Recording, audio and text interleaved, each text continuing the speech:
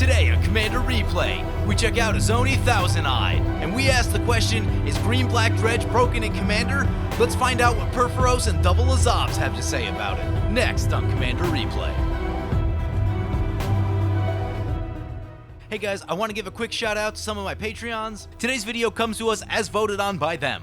So we have Birchie84, Chris Hansman, Kata Maddle, and Gabriel. You guys are awesome. If you want to help support the channel and vote on what decks I play next, feel free to check out my Patreon at the link below.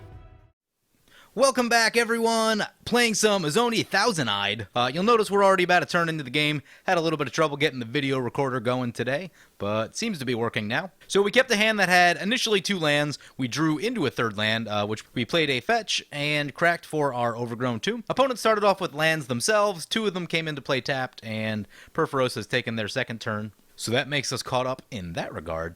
Taking a look at what we're playing today, we're playing Izoni Thousand Eyed is 2 black, green, which feels oddly similar to the original Aurelia's casting cost, which is not the easiest casting cost to pay. Anyway, it has the Undergrowth ability. When it enters the battlefield, create a 1/1 black and green insect creature token for each creature card in your graveyard. And then you may pay black and a green, sacrifice another creature, you gain 1 life, and draw a card. So we've got kind of a self-mill, aristocrat style, sacrifice a bunch of our stuff deck going with, we've got some infinite combos in there with Nim Deathmantle and the Phyrexian Altar / Ashnod's Altar.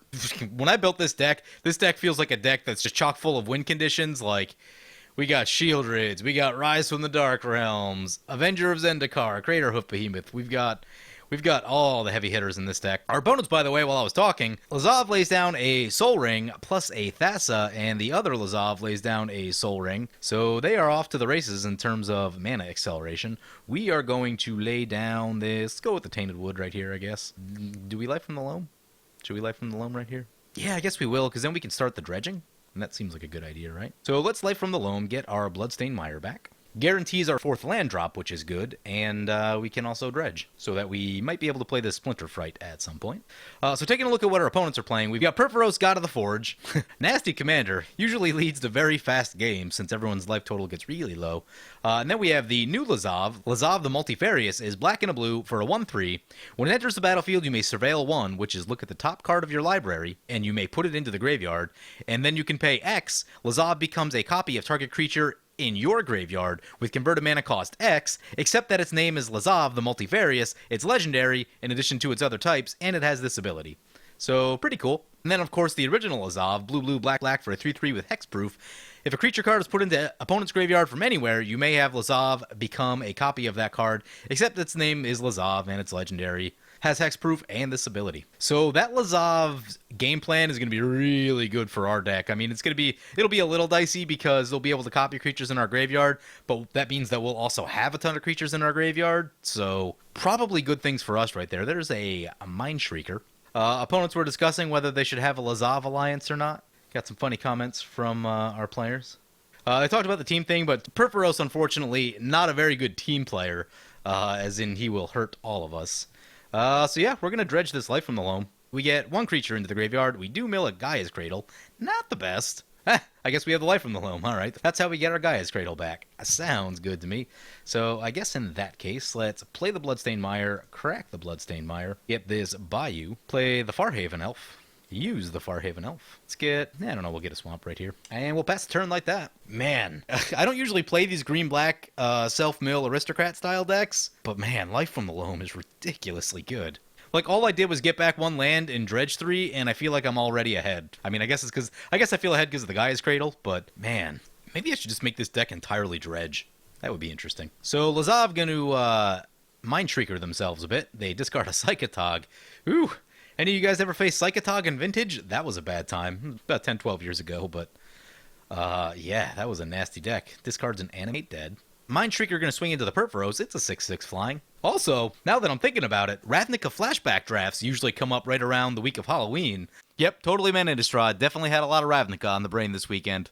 So we might be seeing some more Mind Shrieker action. That'll be fun. That blue-green self-mill deck is really hard to pull off, though. And, what's that one card? There's one card that's really important to that deck, that's one of the green or blue ones. It's not Runic Repetition. I can't think of the name, but it's one of the green ones that lets you get cards back. Anyway, that was bugged last year on Magic Online, which basically completely removed that archetype from draft because, yeah, it was basically unplayable without that card. So hopefully they fix that this year. We will see. Play this Llanowar Wastes.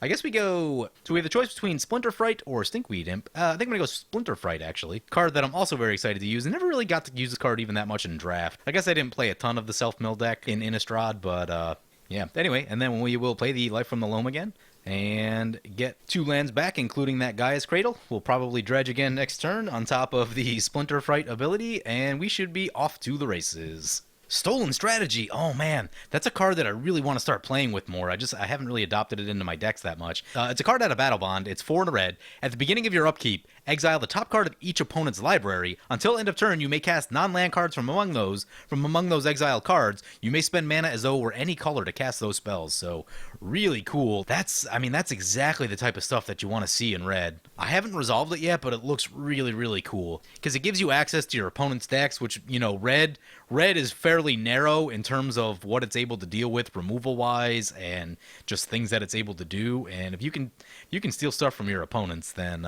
yeah. So the one Lazav opponent does have this Lion's Eye Diamond down. I don't know why, it just feels like that makes me a bit nervous. So got this Mind Shrieker pumped all the way up to a 12/12. What would we mill? Mill the Triskelion, yeah, that'll help, and a Grimgrin. So Mind Shrieker going to swing into the other Lazav opponent, and Lazav going to swing into the Purphoros. More stuff getting milled from our opponent. The Lazav Dimir Mastermind became a copy of Grimgrin Corpseborn. Seems reasonable. If we get lucky with our Dredge this turn, if we have a couple creatures in our graveyard, I'll probably go for our commander. And if we don't, I'll look at some combination of Poison Tip Archer or Stinkweed Imp, that kind of thing. And Phyrexian Metamorph on the Mind Shrieker. So now 2 Mind Shriekers in play. And a Murder on the original Mind Shrieker. And the Grimgrin Lazav copy going to swing into the Lazav the Multifairous. So taking them to... Oh, and then uses Grimgrin's ability to shoot their commander. So Lazav, who was really far ahead, is now not doing that great, thanks to the other Lazav. So that's going to bring it back to our turn, and we've got a Splinter Fright trigger. Let's get down to the Splinter Frighting. Uh-oh. Put a Doom Whisperer into the graveyard. Oh man, Mill Damnation. So Lazav can be a copy of the Doom Whisperer if it wants. Let's see if it does that. It may, because because Grimgrin doesn't untap. Yep, switches over. Well, what can you do? And then we'll go from the Life from the Loam, and now we've got a Sidisi, Undead Vizier. So we got a couple creatures. We can do some stuffs. Any Strip Mines in play? Negative. So lay down the Gaia's Cradle. We have 1, 2, 3 creatures in our graveyard. We would get 3 tokens off of the Izoni. 3 tokens seems... Yeah, because the tokens will also power up the Gaia's Cradle. That'll be 4 total creatures. Yeah, that basically puts our opponents into, like, board wipe territory. So let's go with that. Cast our commander. Get a bunch of tokens. We can ding someone for 3 if we want to. I'm going to go with the Gang Pile on the first Lazav plan. Actually, no. Attacking Purphoros is always correct. Purphoros has the ability to make all of our life totals really low. So you'll want to make sure that their life total is also low. So attack Purphoros for 3. We'll leave the Farhaven Elf and everything else back for defense, but... And that Stolen Strategy is going to trigger. Let's see what they get. For us, they get a Bajuka Bog. Imprison in the Moon. And a Command Tower. Opponent imprisons in the moon. Opponent imprisoned in the moon. They're Purphoros. Why would they do that? They really need mana ramp? Krenko's command. Weird. So somehow the Purphoros still triggered, even though it's a land? I'm very confused. So this thing says, Enchanted Permanent is a colorless land with tap to add that, and loses all other card types and abilities. Yet somehow it's still triggering.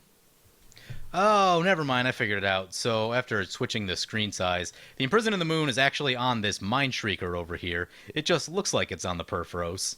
So easy to see why I could make that mistake. Thanks, Magic Online. So one thing to note with Stolen Strategy, it is a cast, which means that you cannot play lands that are exiled from your opponent's libraries. If it said play, like the Hideaway lands do, then you would be able to play lands. There's a Zadek, Lord of Secrets, Zadok, Sadotic. Ooh, opponent's gonna use the 2-mana mode of Cyclonic Rift on the Purphoros. Purphoros going back to the hand. That just doesn't seem worth it. I mean, you figure you probably have one more turn, although they can do a lot of damage in that one turn. But so that's interesting because they use Cyclonic Rift in the 2-mana mode when they weren't necessarily about to die. That's really about the only time that you want to be using that in the 2-mana mode, because it's 7-mana mode is just literally one of the most broken things in Commander. Anyway, it's going to bring it back to our turn. We get a Splinter Fright trigger. Looks like we hit some lands. Good news, don't need any more lands. Let us play a land. Gaia's Cradle is tapping for 6. Oh yeah, we can do some stuff right here. We have 6 creatures in play currently, so if we play the Crater Hoof, then, I mean, we should be able to take... We could probably take a player, maybe 2, out of the game, but we won't have a lot. We won't necessarily have a lot of, like, follow-up after that. So that is something to think about. So I'm going to cast this Poison Tip Archer, and I like this because if someone plays a board wipe, our opponents are still going to be losing tons and tons of life. So that's exciting. Unfortunately, all of our opponents do have some blockers out. Yeah, and then I guess we just slam the Crater Hoof Behemoth right here. So Crater Hoof time. All of our creatures are huge. Ooh, these insects have trample. Trample is most helpful. Killing Purphoros, probably a good idea. Forgot about the trample on, let's see, that's 13, that's 22, 31. Okay, that should be enough on Purphoros. I'm actually going to go after the Lazav opponent that actually has some stuff in play. The other one has not very much and only 1 card in hand. So, yeah. Opponent saying it seems like I have the strongest board at the moment. I think that was before the Crater Hoof Behemoth. Opponent going to try and kill our Splinter Fright by double blocking. Sure. I'm going to take down the Lazav right here. I don't know why. That Surveil ability. Ooh, they still go down. Nice. So 2 opponents eliminated on the Crater Hoof Behemoth play right there. Oh, the power of green-black. Man, as someone who plays a lot of red-white, green-black is pretty strong. Honestly, if you're going to play this deck with your friends, you're either going to want to dumb this deck down a bit, because I really tried to go like pretty far with it in the make it as crazy as possible direction. You'll probably want to reel it back just a bit if you're playing with friends, unless you're playing in a really strong meta, at which point it may be okay to do that. Opponent's going to play Phyrexian Dreadnought. Let's see if see what the plan is there. If they have a Stifle or what they're thinking about doing. Goes to the graveyard. Poison Tip Archer is going to trigger 1 time, so opponent loses a life. Opponent going to lay down a Walking Ballista. It's something. They've got a reasonable amount of mana, so, you know, they can ping down some tokens and do some stuff. They will lose life for that happening. They did let us untap, though, and that's good news, so if they want to ping a token down, we can sacrifice it and draw a card in response, so that's kind of cool. Yeah, let's just go to combat. Swing with everything. Poison Tip Archer does have Death Touch. They've elected to block it, which maybe not the greatest plan. Gonna shoot our Farhaven Elf, so we'll draw off of our Farhaven Elf. Black and green. So the Poison Tip Archer will get another trigger there. We will draw a card and gain a life. Walking Ballista going to shoot another token, so we will respond the same way. And opponent going to shoot 1 more token down, so we will do the same thing 1 more time. So we've got quite a stack going of Poison Tip Archers, Izoni triggers, some Walking Ballista triggers. There's a Shieldred. Pretty good magic card. And, oh yeah, there's some good stuff right there. So Shieldred and Liliana can get our things back. Opponent's in a bad spot now. Opponent goes down to 12. We won't have the double black for either of those, unfortunately. But we can, let's crack this thing. Get a swamp. Tap the Gaia's Cradle. Gives us 4 mana. We can, let's play Stinkweed Imp and Life from the Loam. Get back 3 lands. We have to discard a hand size, so we'll pitch one of the lands back. And pass the turn. Ooh, so opponent catches land off the top. Not where they wanted to be. Though, I still don't know that we have lethal on them this turn. If we can find a way to make a few more tokens, actually maybe after sacrificing Izoni, we might be able to, let's see, that's 9, 10, 11. Oh yeah, once we start sacking stuff with Izoni, then we should be able to get there with the Poison Tip Archer triggers. So opponent's going to try, their Lazav is copying a Mind Shrieker. I think they're going to try to get there with commander damage, although they said they had a play last turn. This is probably what they were trying to do. Yeah, Lazav's an 8/8. Oh, I see what they're trying to do. Lazav just put 19 commander damage on us. Wow. We'll Dredge Life from the Loam. Wow, I can't believe.